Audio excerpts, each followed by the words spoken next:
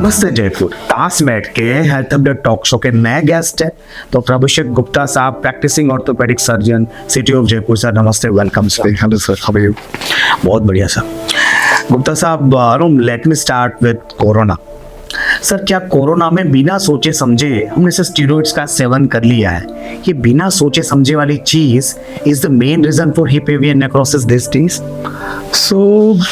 मैं समझता हूँ ये सच है कि कोरोना में स्टेरॉयड इंटेक बढ़ गया था और उसके बाद में जो इंसिडेंस है हिप नेक्रोसिस की या कूल्हे की जो बॉल गल जाती है लोगों की, और उसके बाद में हिप रिप्लेसमेंट्स की भी इंसिडेंस बढ़ गई है सब्सिक्वेंटली।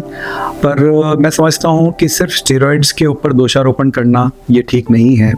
हाँ, ये बात ज़रूर है कि काफ़ी लोगों ने फिजिशियन की सलाह के बिना they started using steroids and at doses which were not recommended. तो it is a double-edged sword. Steroids in right hands वो अमृत का काम भी करे है, उसने लोगों का जीवन भी बचाया है, and in wrong hands with wrong dosage या अपने आप से अपने सेल्फ मेडिकेशन की वजह से यदि आपने स्टेरॉइड लिया है तो obviously it has affected not just hip but other organs as well. सही बात। तो हिप में तो ये चीज़ सामने आई है। तो एक चीज़ तो स्टेरॉइड इंटेक है।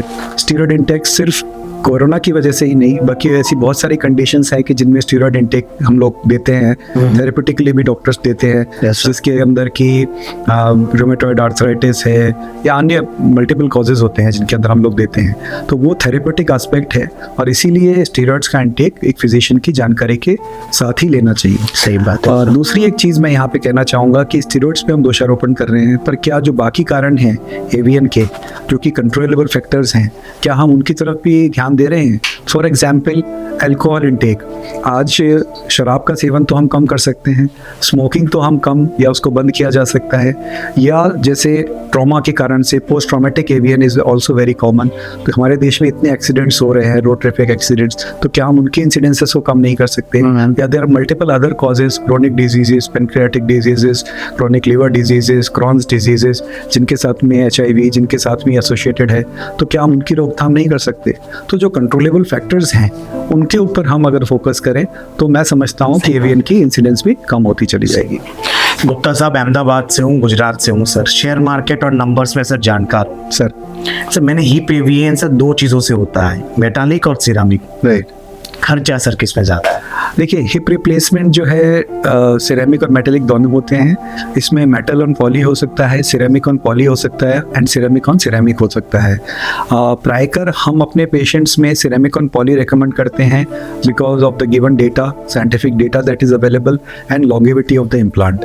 तो यदि हिप रिप्लेसमेंट की बात करें तो conventionally metal on poly he use होता रहा है, लेकिन जैसे जैसे रिसर्चेस सामने आई हैं और अब जैसे साइंस की प्रगति भी आगे हो चुकी है तो न्यूअर इम्प्लांट्स, नई टेक्नोलॉजी आई है और आज की डेट में जो लोग अफोर्ड कर सकते हैं सीमेंटलेस हिप रिप्लेसमेंट, तो उन्हें हम सिरेमिक हिप की जो है रिकमेंडेशंस करते हैं।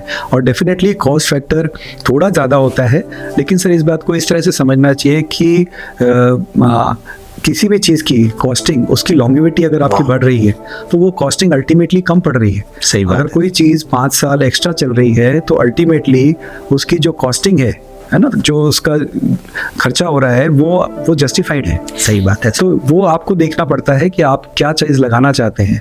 एज अ डॉक्टर मेरे लिए तो दोनों सेम है। सही। बट आप अपने शरीर में क्या लगवाना चाहते हैं ये निर्णय तो फिर आपका है।